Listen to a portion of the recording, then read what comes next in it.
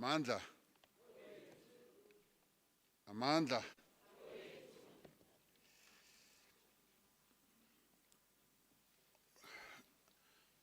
Deputy President of the African National Congress, former President Thabo Mbeki, Nkgalema Motlanthe, officials of the African National Congress, members of the NEC, the leadership of COSATU, the South African Communist Party, and SANCO, the leadership of the ANC Women's League, the Youth League, and the Veterans League, and the leadership of the MK Liberation War veterans, deployed comrades, and all friends who are here. Let me express a warm word of welcome to all of you who are in attendance at this 2024 NEC Lekgotla. This Lekgotla is taking place in the year that we celebrate the 112th anniversary of our democracy, of the birth of the ANC, and the 30th anniversary of our democracy.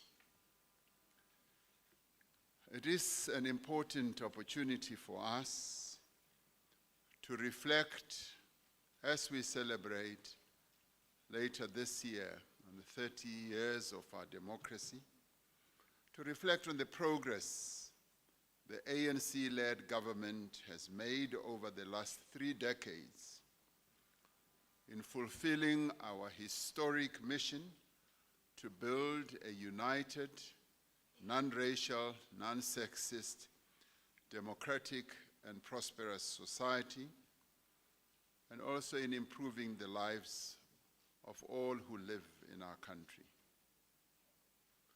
We have constructed a democratic state guided by a progressive constitution and a system of institutions, laws, policies that aim to translate its values into practice.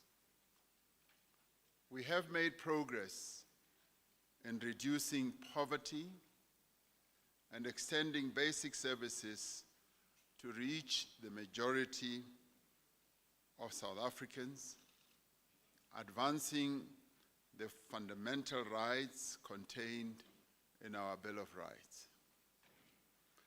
And we have established a dynamic and prosperous economy that is sustainably transformed from the economic structure which was imposed by apartheid, much as there is still a lot of work to be done to restructure this economy. We have enacted laws to empower women and young people and reinforce these laws by developing a number of programs to promote the inclusion of women and young people into all facets of South African life. We have equally introduced measures to prohibit discrimination and advance the rights of groups and individuals such as disabled persons, the LGBTQI+ persons, and others who are historically discriminated against. Since 1994, we have used various mechanisms to distribute resources towards the poor in our country. Through the social wage, in addition to grants, we have provided free basic services, healthcare, education, and subsidized housing to poor people in our country and working class South Africans. We have consistently worked to ensure that our budgets are pro-poor and anti-poverty, when debt servicing costs, in terms of our budget, are excluded, around 60% of government's budget is spent on the social wage. Nevertheless, as South Africa approaches 30 years of democracy, we do face unprecedented social and economic challenges. The combined impact of the coronavirus pandemic, the violent unrest of July 2021, a severe electricity supply shortfall, the declining performance of the freight and passenger rail networks, and the lasting impact of state capture and corruption on public institutions has largely contributed to severe social and economic challenges. All these factors have contributed to a number of the challenges that we face today. These pressures come on the back of more than a decade of low and stagnant economic growth and are exacerbated by an adverse global economic environment. Against this background, there is a need both to address the immediate crisis and to implement measures that can create long-standing or long-lasting stability and restore confidence and hope in the future. We recently celebrated the ANC's 112th anniversary in Bombela, where we released the January 8th statement, outlining the tasks for the movement for 2024. The January 8th statement characterizes the nature and also the extent of the current challenges and outlines the tasks for the year, briefly as follows: that the ANC should win a decisive victory in the 2024 elections, that we should intensify the renewal of the ANC, which is currently underway. We should reconstruct our economy to create more jobs and growth. We should continue improving basic services and installing infrastructure in our country in an exponential manner. We should combat gender-based violence and go on with the building of the family.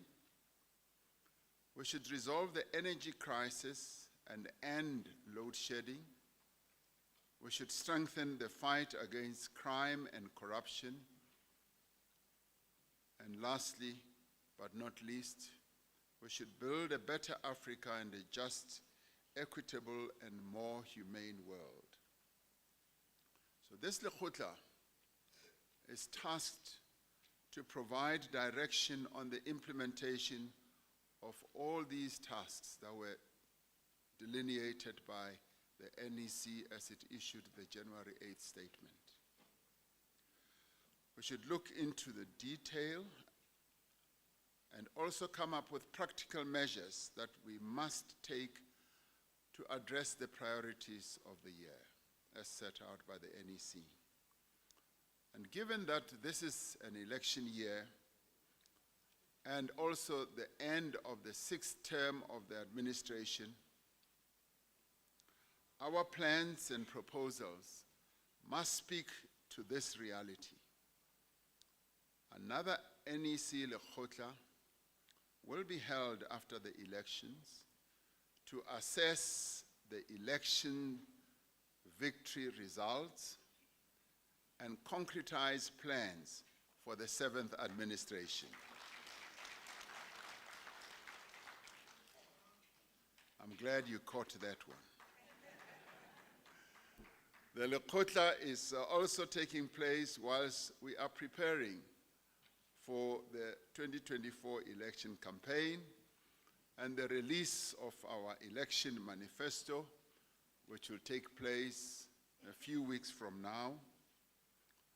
While much work has been done in developing the manifesto, including the process of extensive review that we embarked upon, the deliberations from this Lekgotla will need to sharpen the plans that we are going to put in place so that we can conclude the manifesto that we are going to put to the electorate. Unlike other parties, our deliberations are informed by experience, by the successes that we have achieved, and also by the lessons that we have learned in governance. For the last 30 years, the ANC has driven social and economic transformation, and over the last 5 years, we've been leading a very difficult and challenging process of recovery, of rebuilding, and of renewal. And these three elements have preoccupied what we have done in the past 5 years. We have made significant progress in addressing severe challenges and have initiated far-reaching reforms to grow and transform our economy, to create jobs, and to fight poverty as well. Not only do we need to maintain the momentum of change, but we also need to intensify our interventions and also deepen the impact of those interventions. These interventions must build a more equal society where no one lives in poverty.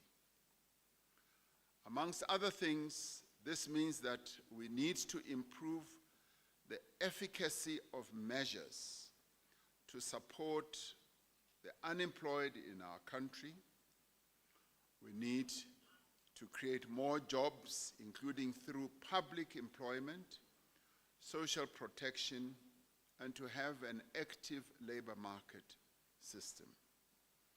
Whilst government has been able to significantly scale up support for employment through, for instance, the presidential employment stimulus, the public employment programs, and the presidential youth employment intervention, the challenge remains that millions of working-age adults in our country remain unemployed, without any form of support, and little prospect of gaining employment until economic growth picks up.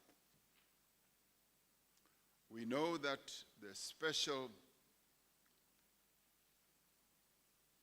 SRD grant that we introduced during COVID led to major reductions in food poverty. It is estimated that the grant in its current form has reduced the number of people living in extreme poverty by at least 2 million. There is therefore a strong case for a permanent form of a targeted income support grant for the unemployed within our fiscal constraints. Discussions should continue amongst us about what we have termed a basic income grant. To inject growth into the economy, we need to embark on a number of interventions, including more effective urban transport and housing policies that end apartheid spatial inequality and drive inclusion. The integration of transport systems and the densification of settlements into mixed zones has proven to be an enabler of economic opportunities around the world. We must therefore review existing housing policy to support densification closer to the economic nodes through, for example, the release of publicly owned land and provision of serviced stands with appropriate support. We must encourage greater integration between local, provincial, and national public transport systems and fast-track the return of key passenger rail corridors to service. This is currently underway after a long lull in the provision of passenger rail services. The Department of Transport is taking all efforts to return various corridors around the country to service once again. This means that we must intensify our work to complete the work towards competitive and efficient network industries. Our interventions must achieve a dynamic, growing, and inclusive economy. We must also increase our investment in gross capital formation, focusing on both social and investment type of infrastructure through innovative ways of funding. We should find ways in which we can work with the private capital to achieve growth in a number of sectors of our economy. Many of us will have noticed that when the Minister of Finance delivered his medium-term policy budget statement last year, Treasury did say that we will now embark on innovative and new ways of raising funding for infrastructure projects. Rather than to continuously rely on the fiscus, we're now opening up new ways of raising funding. It was an absolute joy a week or so ago to be in the Northern Cape, where we were launching a housing project to build 4,500 houses, having embarked on what we call a test-driven new way of funding infrastructure, and may I say social infrastructure, where ordinarily it would have taken the Northern Cape up to 50 years to begin to address the backlog of building houses for our people. We've now embarked on a journey where we will be able to use the front-loading way of funding for social infrastructure and build infrastructure now and be able to go on financing it, and to also crowd in the financial institutions, the private sector, to participate in those funding interventions. What we are testing in the Northern Cape will now be rolled out to a whole number of areas around the country, meaning that our infrastructure build will really begin to take off, and we should see infrastructure installation beginning to happen in many parts of the country. And we thank the bravery and the courage and the foresight of the Premier of the Northern Cape and those colleagues that he works with. It has taken that bravery, courage, and also a foresight. And thank you very much for that, because we are now going to move forward. Now, in addition to the short-term measures required to address the immediate electricity supply shortfall, our Energy Action Plan outlines longer-term reforms that will fundamentally change South Africa's energy sector. We have already embarked on a journey of transforming our energy sector, which is going to stand our country in good stead. We must pursue these reforms with a clear purpose to ensure energy security and encourage far greater levels of fixed investment, which will be a critical driver of economic growth in the coming years. Similarly, improved efficiency in logistics can unlock the potential of the rest of the economy, as the cost of logistics affects all other sectors. The services which move goods and people should be provided in a safe, efficient, and cost-effective manner, and designed to promote economic growth and to eradicate economic inequality as well. Now, to address severe inefficiencies in this sector, government recently adopted the Freight Logistics Roadmap. And this roadmap was crafted together with labor, together with the business community, all of them working in their various subsectors of the logistics sector of the economy. We must ensure the timely implementation of the measures that are contained in the roadmap to fundamentally transform our country's freight logistics system. This will ensure that port and rail infrastructure remains state-owned while introducing private sector participation and competition in operations to significantly increase the volume of goods that can be transported for export. This improvement of our ports will also heighten our capacity when it comes to taking up opportunities that are being given rise to by the crises that are happening globally. As sea transportation faces challenges in the Red Sea, a number of companies are now diverting the ships that normally go through the Red Sea right around our Cape of Good Hope. And through this, we are then able to take advantage of bunkering services, port services, and they are coming in their thousands and thousands. And that will inject a great deal of growth into our economy. So that is where the roadmap on logistics is going to stand us in good stead. The great potential for job creation lies in small businesses and also in the informal sector. All over the world, in many countries, it is the small business sector that drives the economies of various countries, and that is the biggest job creator.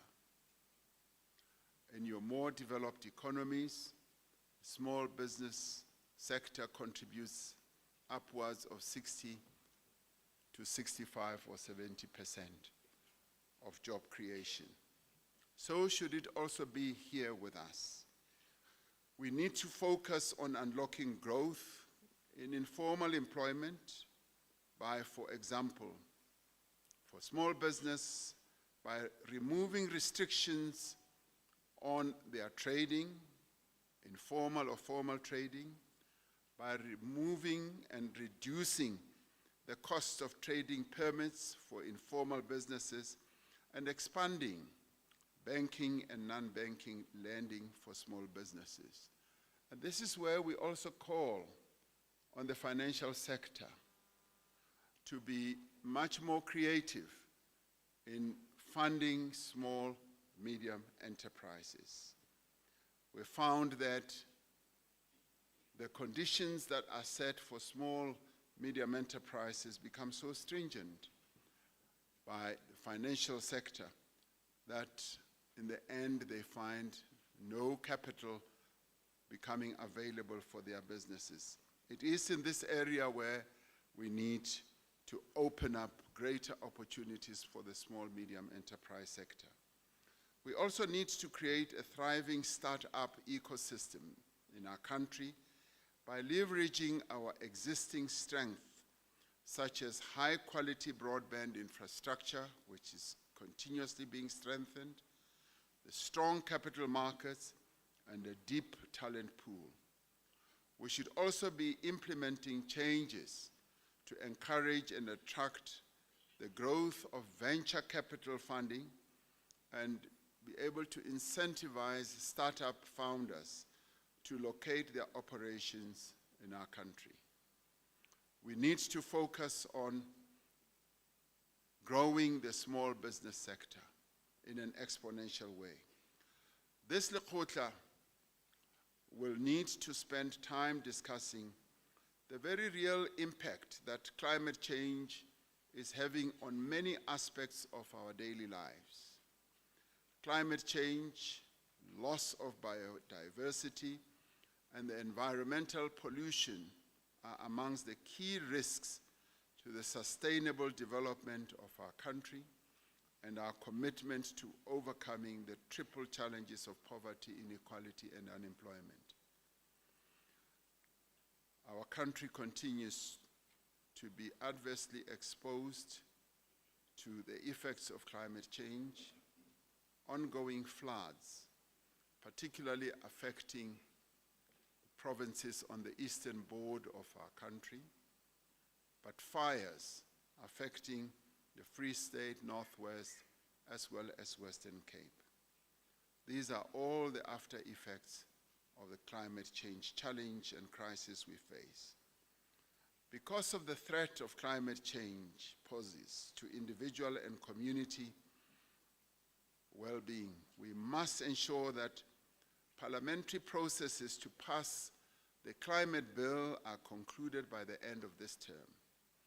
We need this legal instrument to ensure all levels of government mainstream building climate resilience and implement their climate change adaptation plans with greater speed.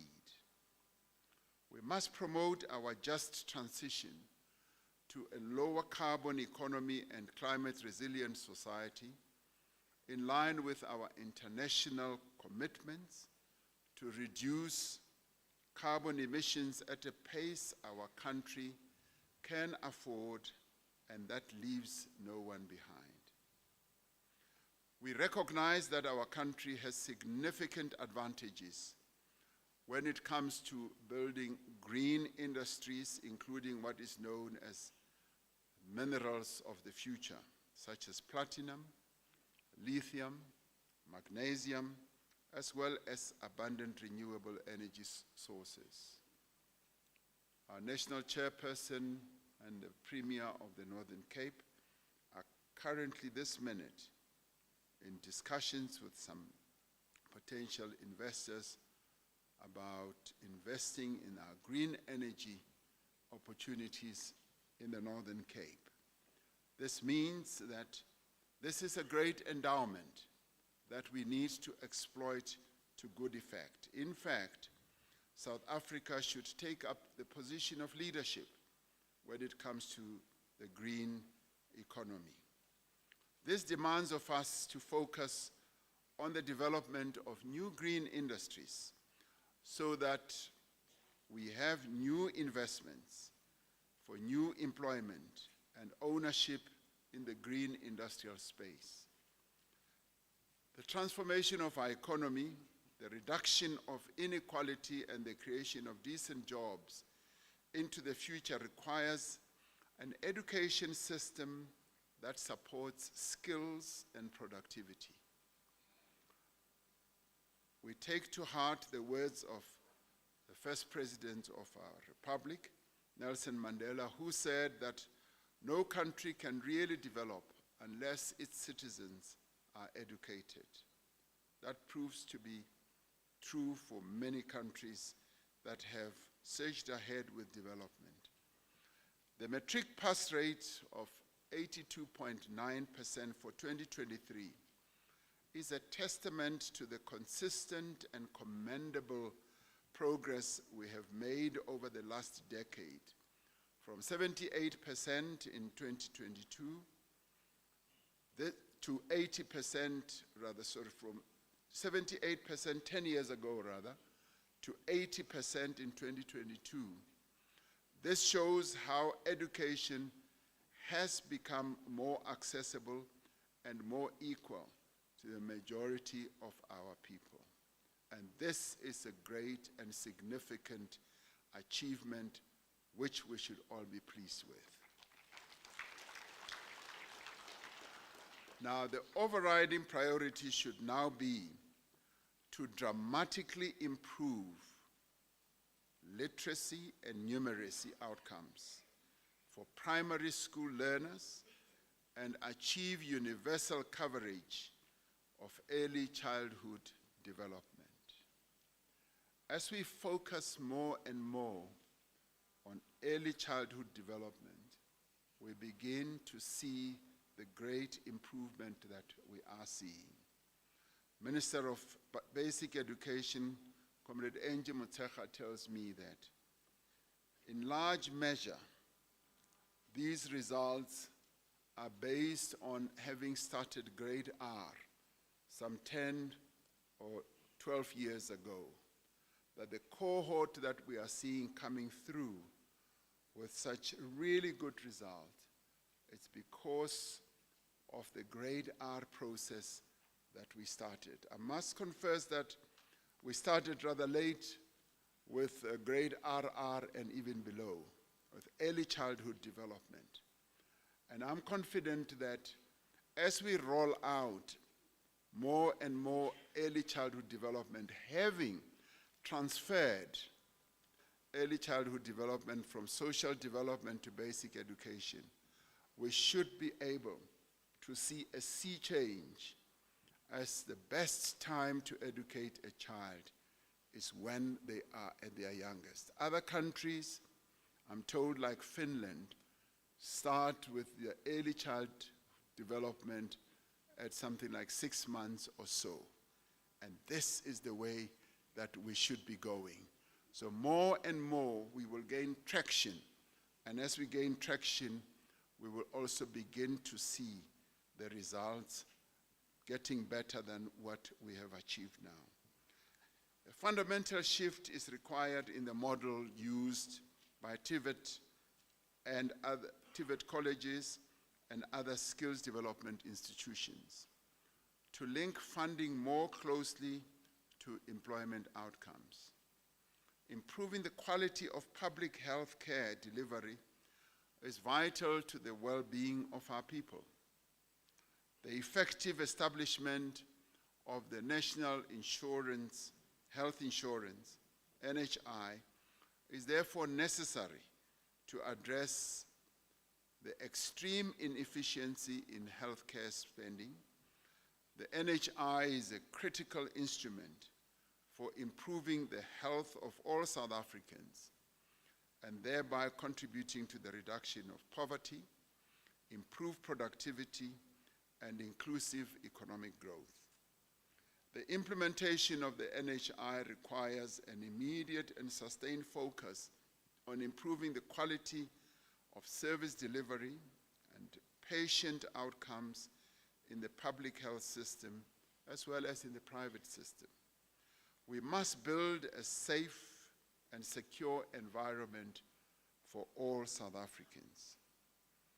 This requires capable, sophisticated, and independent law enforcement agencies which can fight complex and organized crime, as well as greater attention being paid to the socio-economic determinants of crime as part of an effective prevention strategy.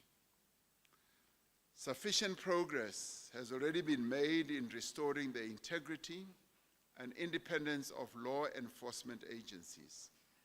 These agencies should be given the resources and the powers that they need to implement their mandates and to implement them effectively, with priority being given to the establishment, for instance, of the Independent Directorate as a permanent anti-corruption agency and the development of sophisticated forensic capabilities.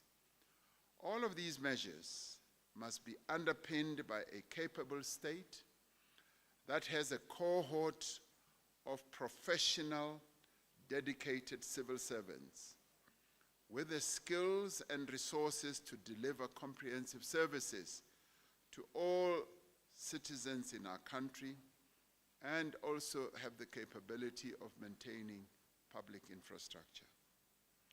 We need to harness the power of artificial intelligence and technology to develop modern digital public infrastructure and services that support more effective development. A capable developmental state will not be possible without insisting on accountability across all parts of the state, and indeed across institutions of society. It should be that every person who is given a task in the service of our people must perform that task diligently and to their best of their capability. They must feel bound by the responsibility they've been given and must be prepared to face the consequences of poor performance or even any acts of impropriety or malfeasance. Local government is a vital part of a capable state, yet many municipalities across the country continue to experience financial as well as operational crises. Bold and urgent intervention is needed to improve local government service delivery. To date, interventions have been disparate and poorly coordinated with limited effect. We need to improve the outcomes of our local government entities. When the Auditor General issues her reports, she always finds that many of our municipalities have huge shortcomings, and many of them have become dysfunctional.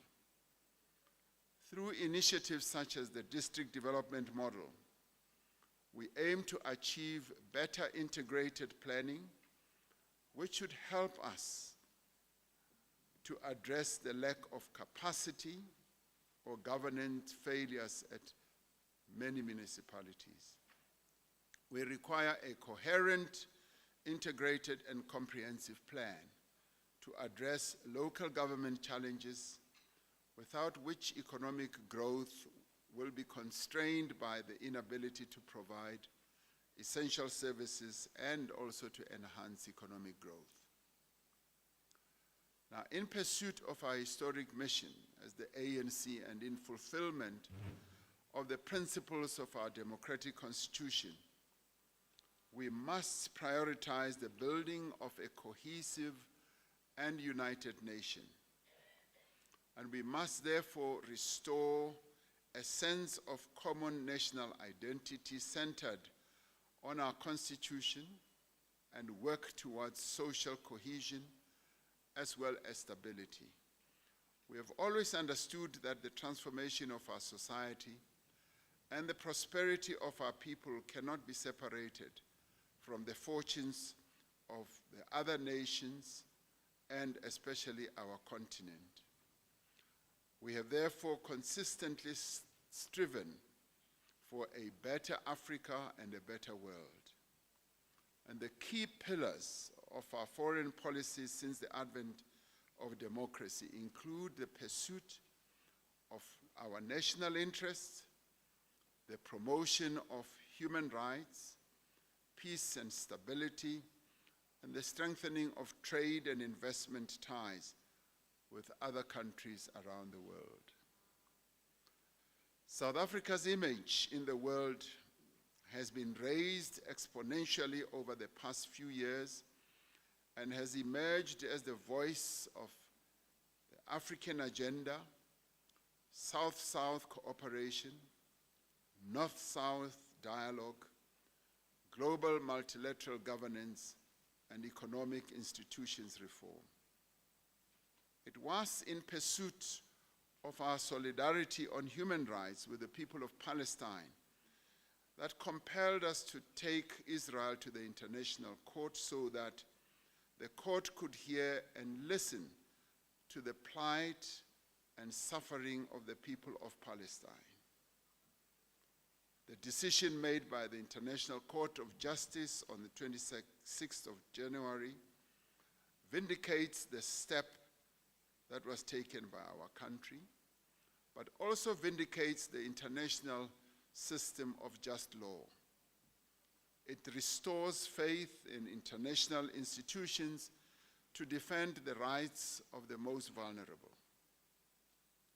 The International Court of Justice ruled that the State of Israel shall, in accordance with its obligations under the Convention on Genocide, take all measures within its power to prevent the killings of members of the Palestinian group, causing serious bodily or mental harm to Palestinians, deliberately inflicting on Palestinians conditions of life calculated to bring about their physical destruction, in whole or in part, and imposing measures intended to prevent births of Palestinian children.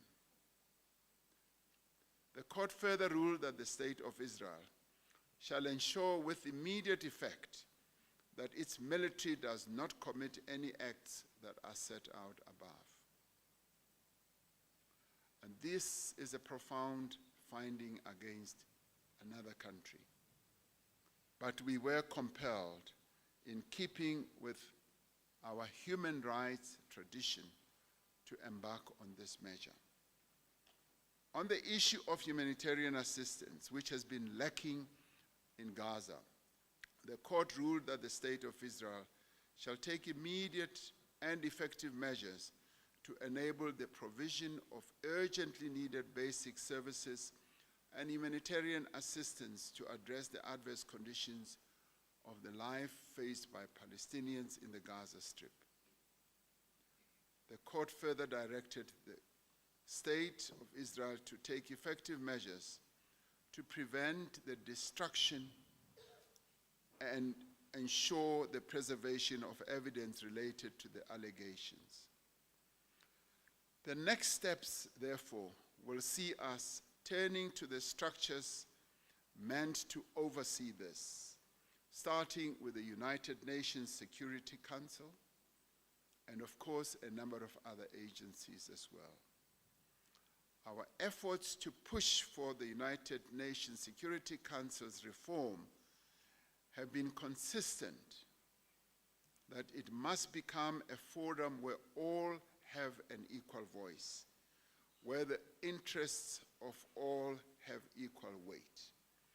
As South Africa, we have continued to chant this message about the reform of that structure. Our work to stop genocide in Palestine will therefore not just continue in the International Court of Justice, where we are now preparing the case on the merits to show proof of genocide.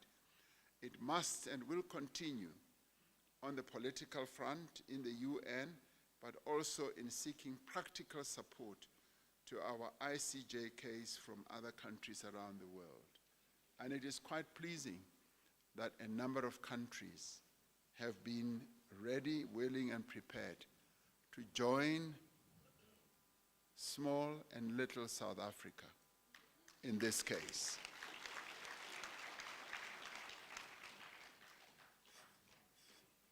Through our commitment to our principles, our policy decisions, we have garnered respect and appreciation in the international arena. We must be consistent in this work, whether we speak of the Rohingya in Myanmar or in our calls for peaceful resolution of the Ukraine-Russia conflict or the blatant abuse of human rights against any people anywhere in the world. Our support for the struggles of the people of Western Sahara continues unabated. So does our support for the lifting of the blockade against Cuba as well. We need to discuss how we give effect to these principles in a challenging and dynamic global environment in which there are both great risks and many opportunities. And I must say that the risks abound, but there are also a number of opportunities. Progressive Lekgotla that we have held in the past have asked you to develop concrete programs with measurable objectives, as well as targets, to strengthen how the ANC-led government addresses the needs of our people. I've often said that as a Lekgotla, which is represented here by many of our formations, as in the Alliance, and also by a number of you who are deployees. This really constitutes the brains trust of our country. And in the end, the key question for this Lekgotla is how to strengthen our movement and the ANC-led government so that it can better serve the people of our people in the remaining period of this 6th administration, but also to begin to get us to raise our gaze to the 7th administration, where we are, without any doubt, going to be the governing party once again.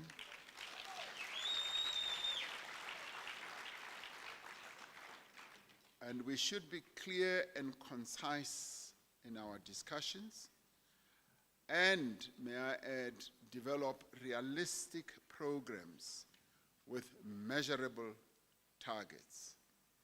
Let us ensure that our discussions are grounded in the people's concerns and that they have regard to the needs of women, young people, and rural communities who are often relegated to the back.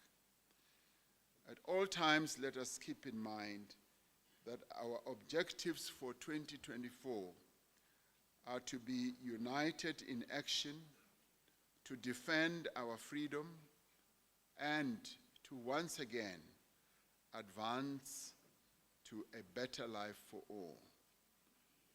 The notion of advancing to a better life for all has been our remit for the last 30 years, and it continues to be so. Having improved the lives of our people for the last 30 years, we must admit that our job is not done yet. We have the experience, we have the capability, and our people expect us to utilize the experience and the lessons we have learned to continue improving their lives. Let us get on with it. Thank you very much.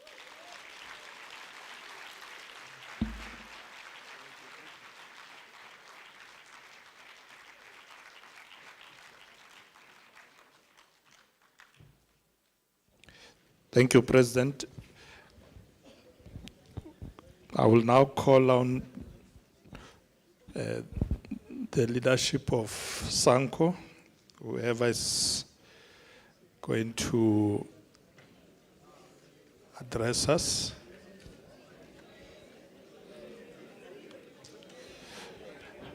Qina mhlali qina. Qina mhlali qina. President of SANCO.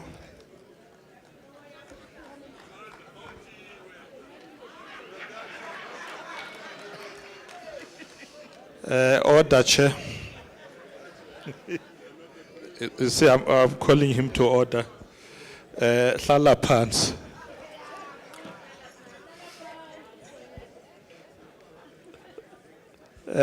Let's settle down, comrades. You may proceed, President. Thank you very much, Comrade President, Comrade Program Director.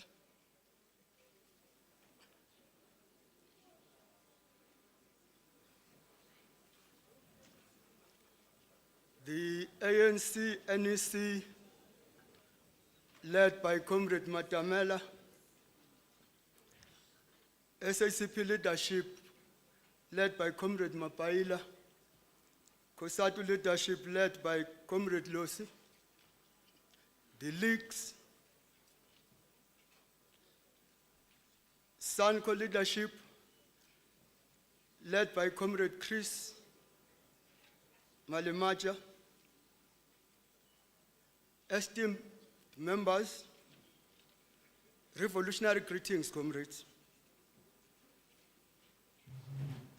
First of all, we must say that we are so inspired by the stance the ANC adopted on the issue of Israel's stupidity. We salute you, comrades. You stood the tall. I once visited a church where Mfundisi said, "Stood up, my wife, my people want to saw you." We saw you, comrades. Comrades, we are gathered here today to prepare ourselves for a decisive electoral victory that will translate into the improved quality of life of all our people. As we promised in 1994, today, comrades, when I speak, I will say we, meaning all of us here. I said we need to change the narrative. So all of us here, comrades, we are together as we move on. Unity siyifuna ngenkani. And we have continued, comrades, to live up to this conviction. As abahlali comrades, we are inspired by the unity of purpose that we are witnessing as demonstrated in collective and unambiguous messages and commitment of the ANC-led Revolutionary Alliance. This, comrades, shows that our difficult yet exceedingly rewarding renewal projects is bearing fruit. As SANCO and the majority of the people of this country, we believe that the African National Congress, with its pro-poor policies and transformative strategies, is well placed. The Comrade President said it all here.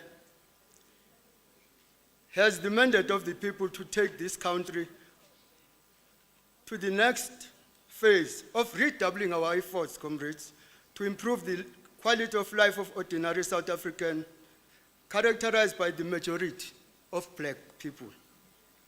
As the leader of society, comrades, we are called to be politically conscious, act with compassion, and preserve the proud legacy and history, comrades, of our glorious movement, the African National Congress. As I said, nobody from SANCO is allowed to pronounce any other political party. We have stopped that nonsense.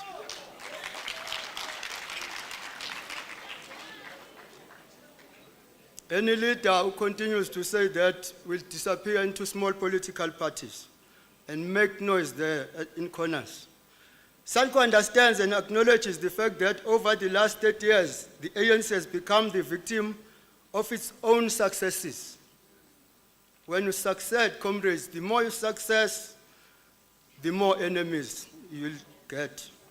As we continue to deliver services, comrades, build houses, improve our health and education systems, and build sustainable infrastructure, there's even more demand for us to do more and better against very limited resources and the dominant neoliberal, anti-poor West-dominated systems that continue to frustrate most of our efforts to improve the quality of South Africans, irrespective of color, race, or gender. Comrades, ungashonilanga, uPresident kaDebala lana akaqedanga ama-deliverables.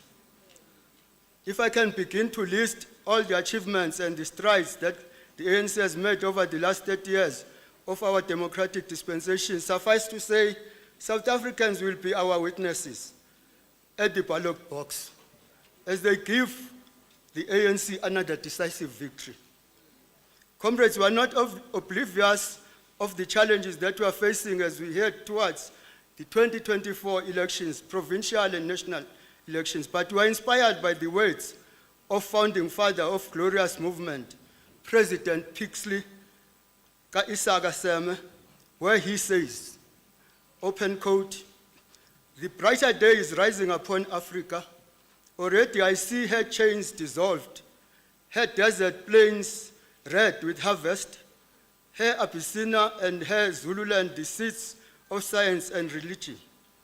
Bringing it closer, comrades.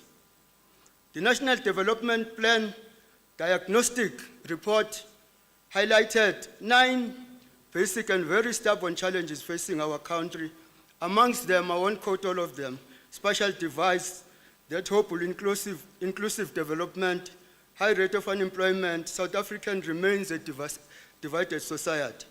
Our commitment to the year of action, defend freedom and advance a better life for all, and our march to decisive victory is informed by these realities on the ground, and our revolutionary conviction is that it is the ANC and only the ANC that can improve the quality of the lives of South Africans. Simply because we can. Our track record over the last 30 years shows that we have the capacity, commitment, and the revolutionary discipline to do it. Our conviction, comrades, are also carried in the collective and unambiguous messages that we are taking to the voters that over the last 30 years of democracy, the ANC has achieved an unprecedented record of building more than 5 million brick and mortar houses for the poor and the vulnerable cohorts.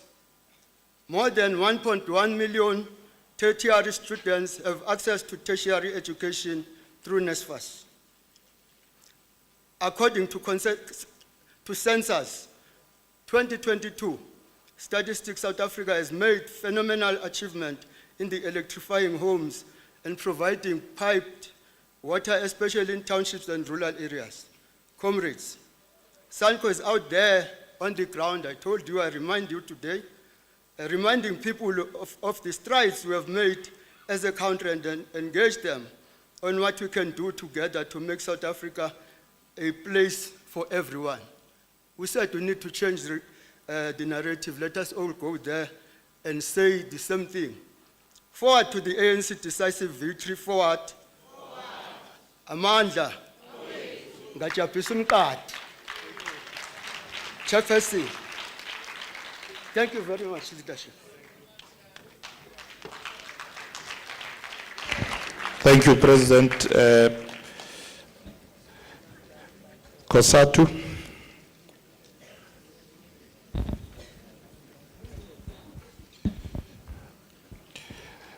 President of Kosatu, you have the floor. Thank you very much. Mandla! Mandla! Viva the ANC, viva! Viva Kosatu, Kosatu, viva! Long live the South African Communist Party, long live! Ngandu Silwa Mhlali, Ngandu Silwa! Phambili ne Victory Alliance, Phambili! Thank you very much, Deputy President, who is the chairperson of this session, Deputy President Paul Mashatile, the President of the ANC, President Cyril Ramaphosa, and the entire NEC, our former presidents that are with us, Utata Thabo Mbeki, Notata Kgalema Motlanthe, the leadership of our alliance, the leadership of the South African Communist Party, led by its General Secretary, the leadership of SANCO, led by its President, and the leadership of COSATU, led by its President and the entire National Office Bearers, the leagues of the African National Congress. Comrades, I greet everyone and want to say on behalf of the Central Executive Committee, best wishes for 2024. President, we are pleased as COSATU to be here for one of the most critical Lekgotlas in the history of our movement. This must be treated as no ordinary gathering. It is a moment to take stock of where we are as a movement, as a government, and the nation, and most importantly, to chart the way forward for the remaining months of the 6th administration, as you have said. And not only must we set a clear roadmap that takes us to the 7th general elections, but most urgently to provide a clear platform to rally the nation, to mobilize voters to come out in their numbers, to re-elect the African National Congress, to continue building that better life for all. As we determine how best to tackle our challenges, it is important also to remember those who face even greater odds than us, from Palestine to Western Sahara, from Cuba to Venezuela, to closer home in Zimbabwe and Eswatini. Just as we rallied upon international solidarity, so too, as we relied upon international solidarity, my apologies, so too we should reciprocate that spirit of internationalism.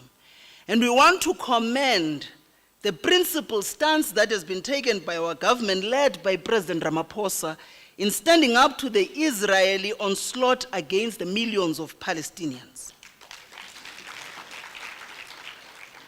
President, our task during this Lekgotla are simple. We must emerge united and determined with clear marching orders as we prepare for the most difficult elections since 1994. And it is natural for any party that has governed for 30 years to have made mistakes, to have alienated various constituencies and persons, even for it to be tired. Our challenges are made more difficult as some who once led us, those whom we entrusted by our people to deliver, have not only fumbled, but in fact betrayed this movement of Oliver Tambo and Ray Alexander. And indeed, they betrayed the entire nation for their lust for self-enrichment.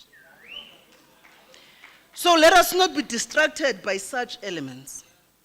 Let us focus on our mandate, on how we're going to tackle crime and corruption, how we're going to stimulate the economy and reduce unemployment, how we're going to rebuild the state and deliver public service. And this is the path, President, to ensuring the movement will continue to enjoy the confidence of our nation. Indeed, our challenges are immense, from a 41% unemployment rate to load shedding, the crisis affecting Transnet, PRASA, Dinel, the Post Office, the Post Bank, and SABC, and other state-owned entities, the municipalities, the endemic crime and corruption which feed a sense of despair. So it is natural to feel despondent, but there has been real progress. As a federation, we're coming here to say, indeed, as we've said in the January 8, unemployment has fell by 5% over the past year, and real strides have been made in reducing load shedding. A sense of accountability for those who have stolen is being built, and some of our largest poverty alleviation interventions have been taken. So, President, as we prepare for the State of the Nation address and budget, our government needs to be very bold and aggressive, not timid. Nothing less will motivate workers to vote. President, let us not pass the State of the Nation address and the budget speech without our government announcing clear and bold plans on the following issues. To raise the SRD grant to food poverty line to recover its value lost to inflation. To extend the presidential employment program to provide 1 million jobs by April and 2 million by November. To ensure the implementation of the two-pot pension reforms not later than the 1st of September this year.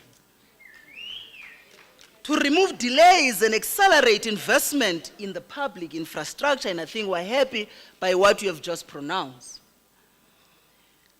To urgently intervene in the 36 municipalities routinely failing to pay their workers. To provide additional support for ESCOM to permanently end load shedding. Your government, President, need to urgently stabilize and modernize Transnet and the Metro Rail. You need to intervene at the post office and post bank to reverse the 6,000 retrenchments that are coming.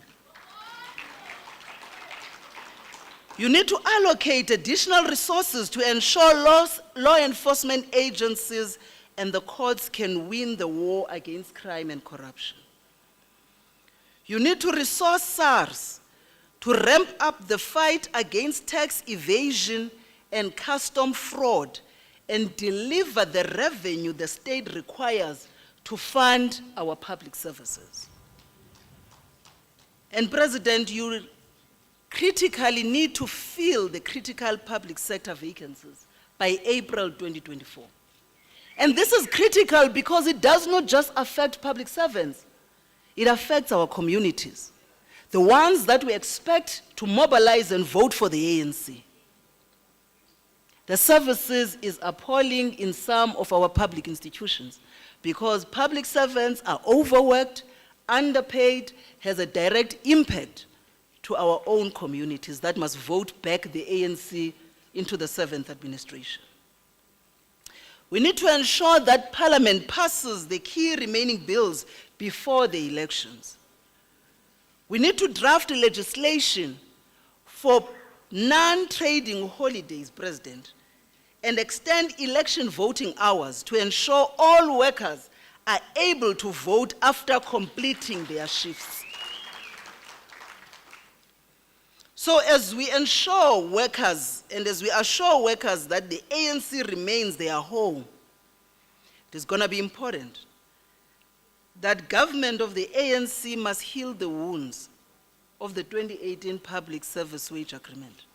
And you must address workers' genuine grievances in our municipalities, in the SOEs, in the private sector, about the undermining of collective bargaining and workers' hard-won labor rights, including in the private sector. President, workers continue to believe the ANC remains the best vehicle to champion their struggles, but need to be convinced that the perpetrators of state capture and corruption have been cleansed from our ranks, that the movement of Oliver Tambo has indeed turned the corner on the path of renewal. And this is the struggle we cannot afford to leave out on us. Elections are mere months away. The manifesto launch is a matter of weeks, and we're deeply concerned about our state of readiness. We need to ensure that our candidates are persons of integrity and capability. We need to ensure our manifesto inspires society. We need to be on the ground in our communities and our workplaces, engaging and mobilizing voters to come out in their numbers on the election day. We simply do not have the luxury of time, nor can we afford a climate of complacency.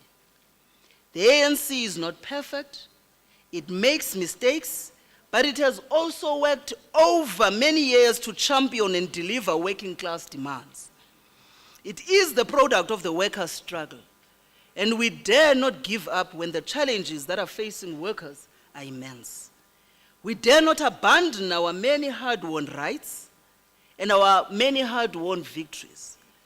So as a federation, we're here to say, let us go and work, let us mobilize workers, let us mobilize society in our numbers to ensure that the ANC's return to office on election day and continues to work to improve the lives of all South Africans. And this is a struggle during which COSATU will be with the ANC every step of the way. Thank you very much, President.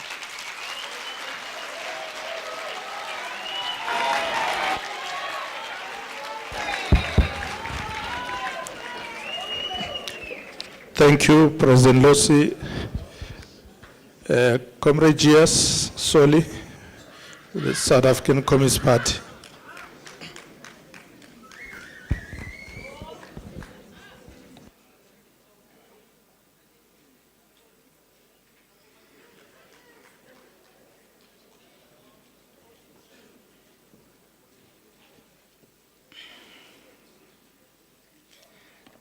Mandla. Matla. All power. Comrade President, good afternoon.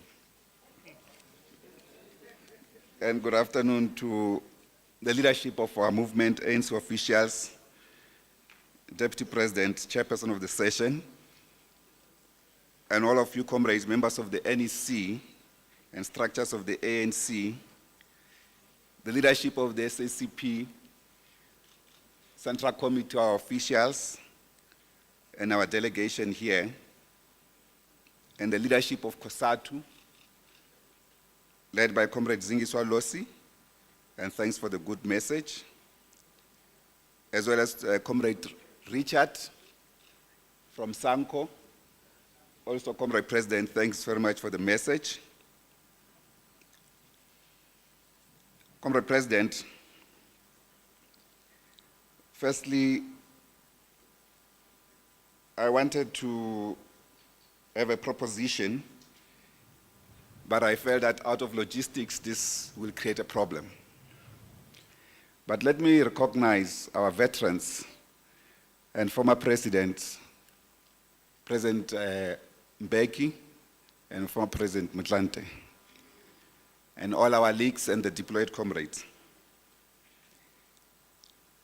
The engagement I thought we could have was whether we should deliver our message in an open session. And therefore, one will be forced to modify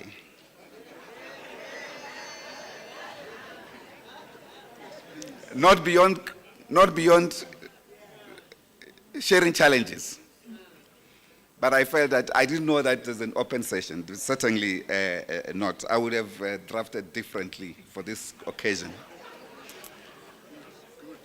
And in that regard, I will start by calling for an urgent bilateral between the Communist Party and the ANC Central Committee and NEC, not just beyond the Political Council, because I believe that the Political Council at the moment, it's insufficient to respond to the challenges that we face as a revolution, just so that we can dissect and deal with the challenges faced by our people in the National Democratic Revolution.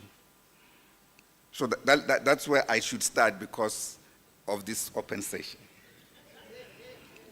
Let me thank you very much, Comrade President, for the outline. First, to appreciate the greater responsibility that the ANC takes on behalf of our people and the role that we continue to play in fulfilling the aspirations of our people through the implementation of our National Democratic Revolution. And once again, congratulate the ANC for its 112 years of selfless service to the people and sacrifices and the achievements that we have made. Certainly, as Comrade Zingiswa and Comrade Richard indicate, these many years of sacrifice and commitment to serve the cause of the people have not been without challenges, not even betrayals. We are facing new challenges of betrayals of high magnitude, perhaps that we could never have imagined. We had indicated, Comrade President, at the 112th anniversary, January 8, statement about the forces that are seeking to defeat this revolution. As we have also scored a major victory at an international level that we have eloquently spoken about, and once again we want to congratulate our government for taking Israel to the International Court of Justice on the charge of genocide against the Palestinian people. As we are highlighting these massive successes, this Lekgotla should also be thinking about the reaction of the imperialist forces. Because this victory was a victory of the masses of anti-imperialist forces across the globe. So we should be thinking about their reaction as well. Let me also highlight briefly, I'm jumping some of our questions because of this notion of, not that I don't have a problem with the media, but it's not for this moment. Okay, let me digress to the core issues. Macroeconomic policy measures. As a movement, as a government, as a country, our macroeconomic policy measures have imposed on us budget cuts, fiscal consolidation, and austerity measures that have had negative impact on our economic development and industrialization. We want to propose that clearly, let it be said from this Lekgotla, that this guidance note from the Treasury to our government imposing austerity in our departments and the rest of government must be withdrawn unconditionally. Because in some other ways, we are told that it's a guidance, you are not necessarily supposed to comply with it, but yet the government system doesn't appreciate it as a guidance. They see it as an instruction. At the same time, we need a direct intervention from this brain trust that we have spoken about, Comrade President, to reflect on the monetary policy that we are following. Certainly it has not been working for our economy. It has made us managers of merely a capitalist economy that doesn't respond to the needs of the people, no matter how we articulate these needs of the people. In other words, Comrade President, capitalism has no accountability to the electorate. When we are gathered like this, we are taking decisions. We should not take decisions as if we are the cheerleaders and the principal leaders to protect the capitalist system. And this is not necessarily to say I'm agitating, which of course I should, but it's not on that basis for socialism per se. In fact, one comrade on my seat where I'm seated, I've got 2 books for you, Comrade President, that I need to give you. Can you bring them, Comrade PJ? That's the first part. So these comrades, the fact that over 30 years, we have been having a difficulty of this, the intransigency of the macroeconomic policies, it has made us difficult to continue to justify it going forward. We need a new trajectory. The first book I'm giving you, Comrade President, it's a bourgeois book, written by a bourgeois scholar. But at least it shows even what the bourgeois governments can do. It analyzes the government of Britain, the government of America, basic bourgeois, just analysis of bourgeois governments. It's called Why Governments Get It Wrong and How They Can Get It Right. Like I said, it's not a socialist literature. So I want to give it to you. I hope some of our deployed comrades, the DGs, will read it. The second one, it's a book called The Cheap War. It's written by a guy called Chris Miller. The fight for the world's most critical technology at the moment. All of you are using cell phones and others. All of these instruments are driven by this. That's where the world is going. So in the context of some of the decisions we have taken, as we appreciate the stature of South Africa at an international level, the reaction that comes has to be responded by this. So for instance, as a state, we need to be thinking about a chip industry. That's the industry of the future.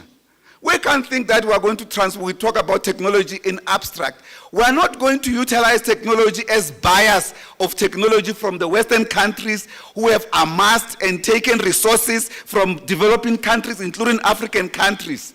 We need to create our own industry with the capability to do so.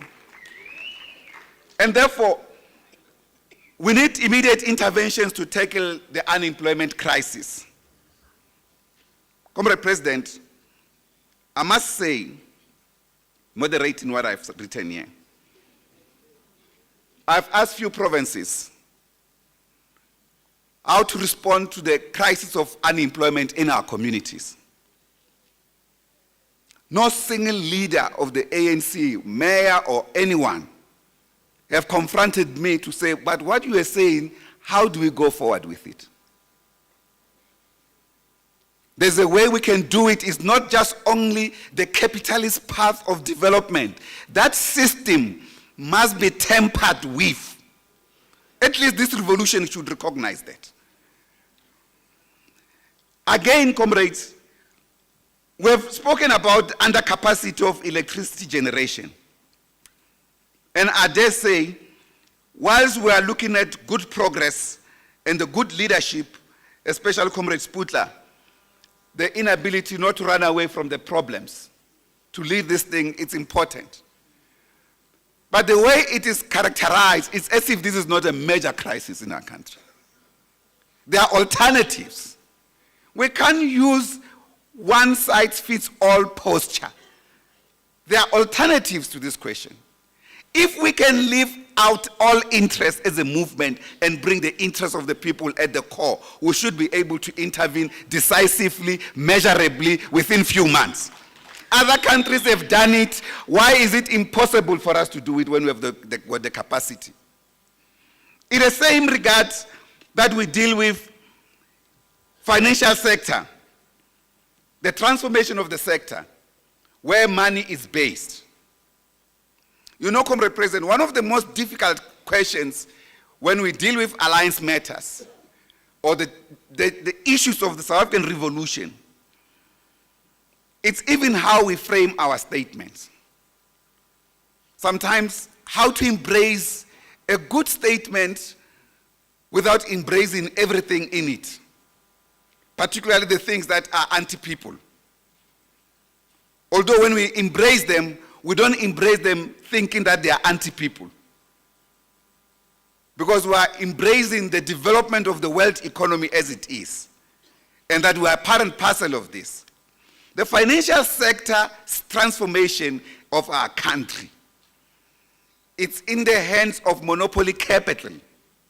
In other words, apartheid colonial capital to date continue to control the funding of our revolution, the funding of our society. Because we have not tampered with this section decisively as a revolution. There are alternatives.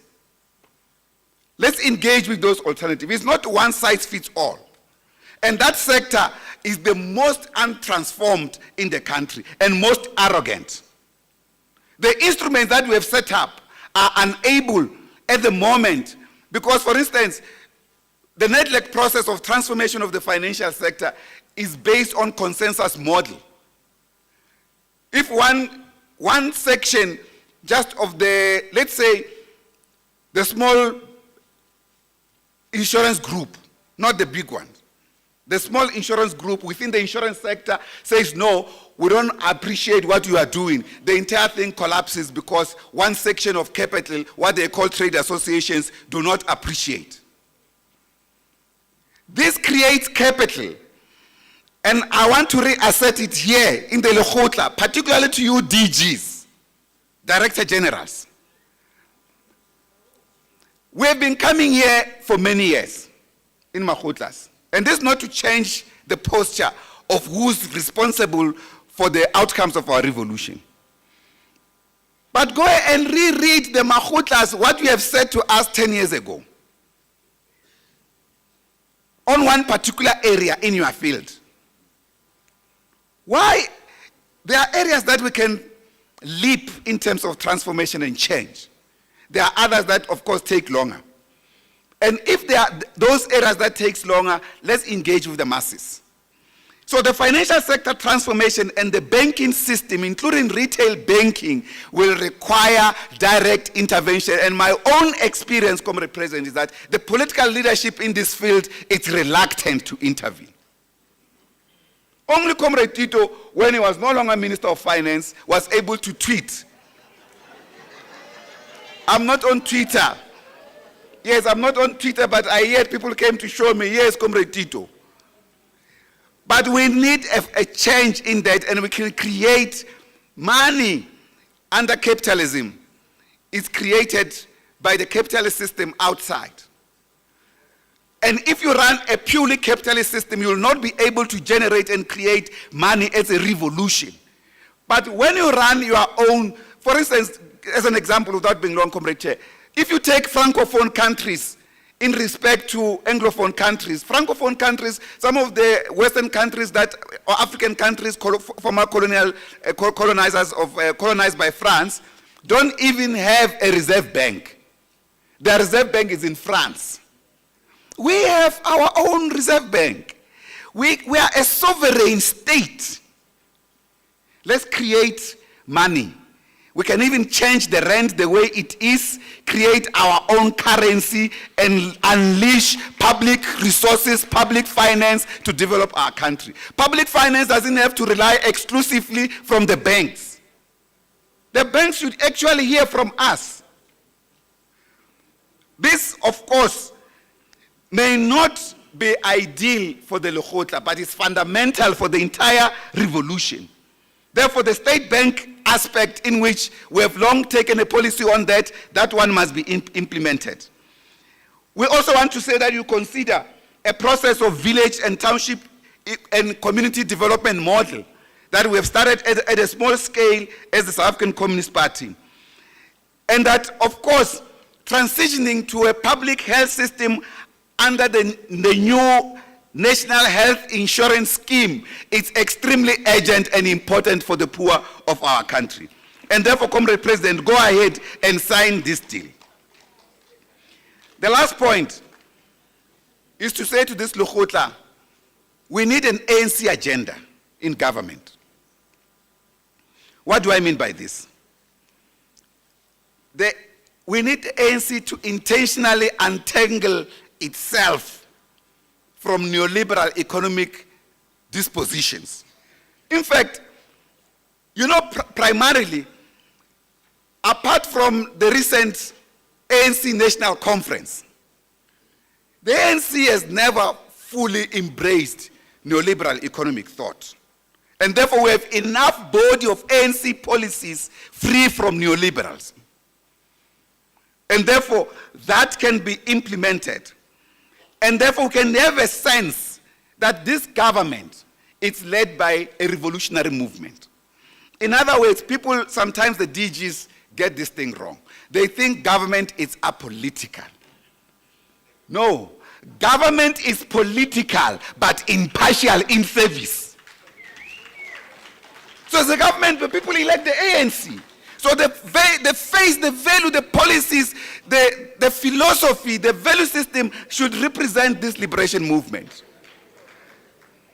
And it is important that in this regard, yes, we agree with you, Comrade President, we need to rebuild and refocus the function of the state and the public administration, therefore, as well as building unity, not only of the ANC, but primarily the unity of the ANC, but the unity of the alliance. From our perspective, Comrade President, is that the alliance is not a nice to have, but a strategic platform of social coherence, political unity, and unity of purpose of the revolution that aggregately represent the interests of the people of our country. Therefore, even the reconfiguration of the alliance is not a choice for the entire renewal of a movement. So this is embedded in the totality of the renewal of all of us, including that of the ANC and the rest of the alliance movement. At the same time, it is also important to say the most leading task or immediate task facing the revolution today, and that is the National Democratic Revolution and its leading components, is to defend this revolution. Because this revolution is under threat, both from local capital and international capital. I always say, and I've said this to Comrade Naledi Pando, I appreciate the work that she's doing. It must be the most difficult. She's just at the face of imperialism, and yet she has represented this movement clearly without shame.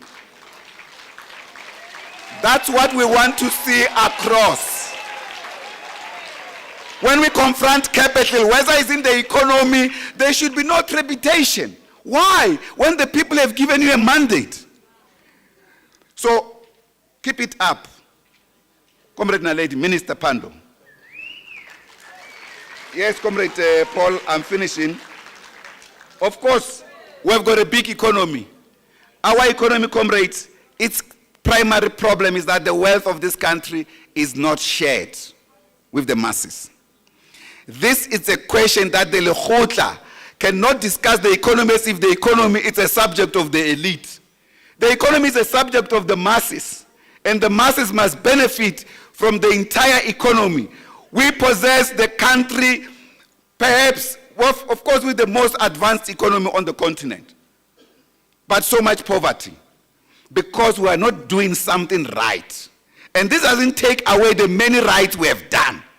And I have deliberately excluded the areas of praise singing, the areas of achievements, important as they are. You have articulated them very well in the January 8th statement. And we want to appreciate you for that in the manner in which they were articulated in the January 8th statement. And to say to our cadres, let's go back to our post and defend these democratic gains we have achieved as we advance the mandate of the people and hold high the banner of the liberation ideals of our movement and never capitulate to counter-revolution. We are here, as well as the Communist Party, to give our full support to the ANC and its allies as we confront these coming elections. These are elections that not only affect South Africans, they affect the entire billion people on the African continent. You have more responsibility as the African National Congress. We dare not lose these elections. We are with you in this regard. Thank you very much.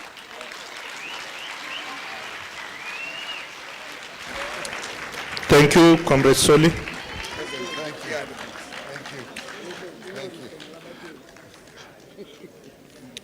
Members of the media, you are recused.